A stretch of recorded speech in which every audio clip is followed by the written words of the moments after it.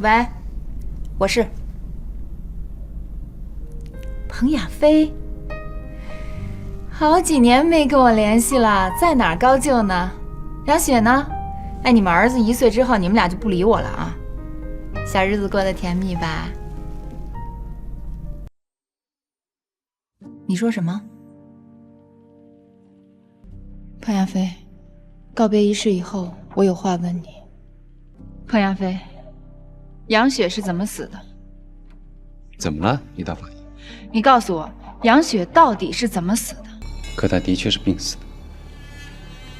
她怀彭帅那一年查出的心脏病，6年，情况越来越坏。死因是因为左冠状动脉严重阻塞，左心供血不足，而导致了心力衰竭而死。死亡的时间是凌晨2点，她刚过去，我见她的时候就是这个样子。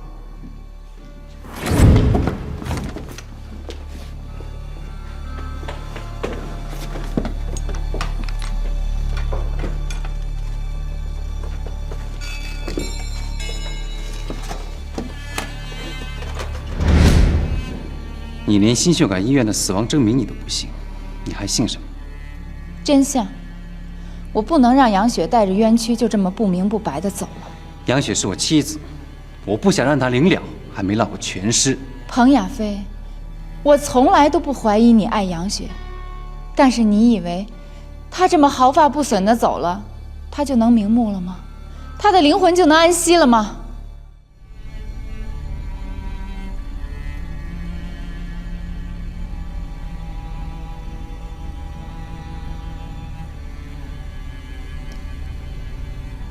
杨雪，那我们就开始了。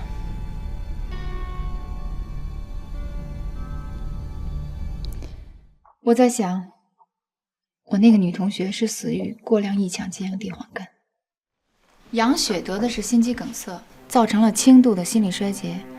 用药的时候应该加上强心苷，这种药里面肯定含有洋地黄。这不是治疗心脏病的药吗？是，可是洋地黄一旦过量，会造成脉搏跳动过缓，心脏收缩推迟，回流血液增加，造成心室所需要的氧气量减少，从而导致了心绞痛和心肌梗塞。发病的时候跟心脏病突发的症状是完全相同的。不做解剖就不可能发现血管中的药物残留和心脏的损坏程度。阿加莎·克里斯蒂的侦探小说里就详细描述过这种杀人方式。哪一篇呀？死亡约会。我是按医嘱配药，值班医生也正好是杨雪的主治医生，他打完点滴的时间是晚上8点半，这儿有记录。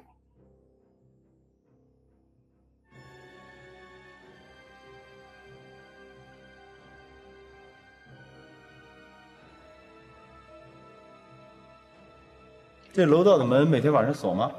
不锁。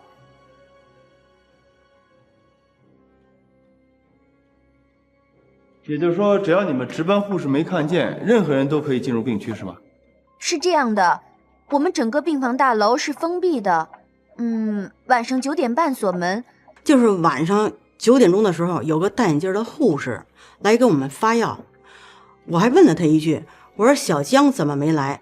他说小江临时有事儿，让他替班。哎，我们科根本就没有戴眼镜的护士。他给我和杨雪吃了药，我们俩就都睡着了。平时我睡眠特别不好，可偏偏那天睡得特别死。医生和护士抢救杨雪到大半夜，后来把我推出去了，我都没醒。那护士长什么样？戴个口罩，什么模样看不清，戴个眼镜。在我的印象里，你不是感情用事的人。我没有感情用事，我是真的非常了解他们之间的感情。彭亚飞绝对不会把杨雪置于死地的。药性应该5个小时之后发作。那天晚上，彭亚飞8点半离开的病房，杨雪1点半发病，怎么这么巧？不是还有一个戴眼镜的护士吗？9点钟来病房发药的，你们的目标应该是他呀。当然也在查，可总不能这么简单就把彭亚飞给排除了。我再告诉你一遍，他们之间的感情真的非常好。你们多长时间没见面了？至少5年了吧？你看到他们俩感情好，也是8年前他们上大学谈恋爱的时候。8年的时间，人会有很大的变化，夫妻之间也一样。更何况他的妻子久病在床。我姐夫在大学期间，除了跟我姐以外，还有别的女朋友吗？怎么了？我姐病重了这5年，他们很忙，总是让我帮着接彭帅。有一次在我姐家，我姐夫下楼去买东西，他的手机响了，我姐叫我接，我就接了，是个女的。她说是我姐夫的大学同学，问他姓什么，有什么事儿，他就挂了。大学同学，不是有来电显示吗？那时候也没想那么多。还有，我姐去世以后，有时候我姐夫的手机一响，他就一个人到一边去接电话。在他自己家，他也要到别的房间去接，好像防着我跟彭帅。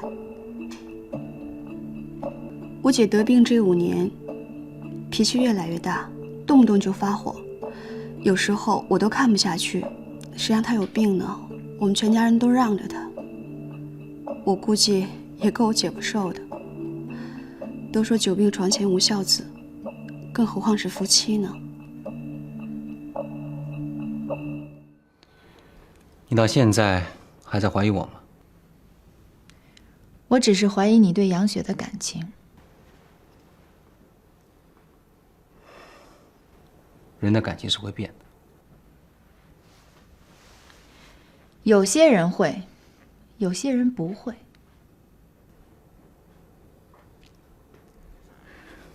年龄在变，生活状态在变，这人自然也会变。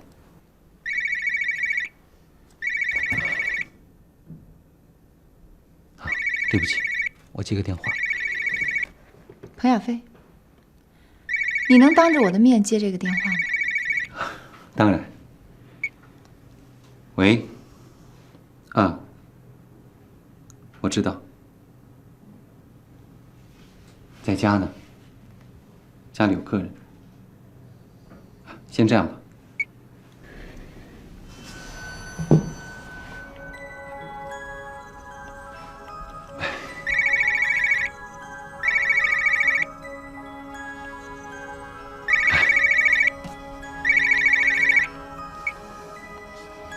喂，对，是在家里。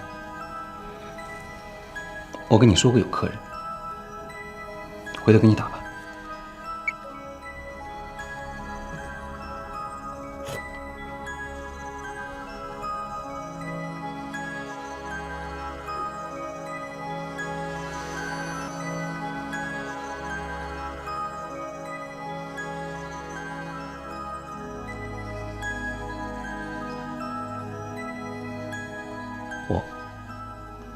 我明天把一切都告诉你，在你的办公室。我是心血管病医院的儿科医生，跟彭亚飞是大学同学，比他小一届。在学校的时候，我就很喜欢他，可是那会儿他连看都不正眼看我一眼。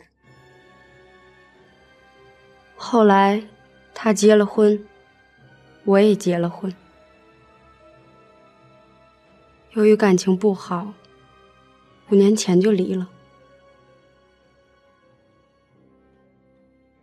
就在3年前，他带杨雪到我们医院里边来看病，我就跟他打了招呼。当时杨雪在吗？不在。杨雪先后在我们医院里住了好几回院，我跟彭亚飞的见面次数就更多了。要说他对杨雪可真够好的，挺让人羡慕的。可是有一回，我就亲眼看见杨雪因为喝的水太凉了，对他大喊大叫。他心里其实挺苦的，也没人诉说。也就我能理解他。你们俩好了多久？2年。我根本就没想过要破坏他的家庭，我只想帮他。医生的天职是救人，而你却杀人。他给别人和他自己带来的只有痛苦。那你呢？你现在这样，难道没有给别人和自己带来痛苦？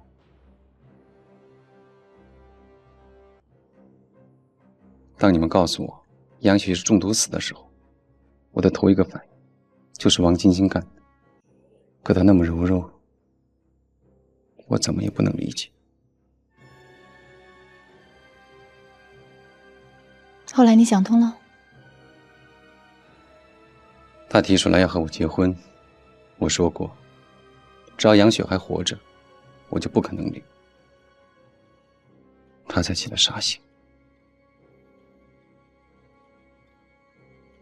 看来你们这对情人谈什么都可以，就是不应该谈婚姻。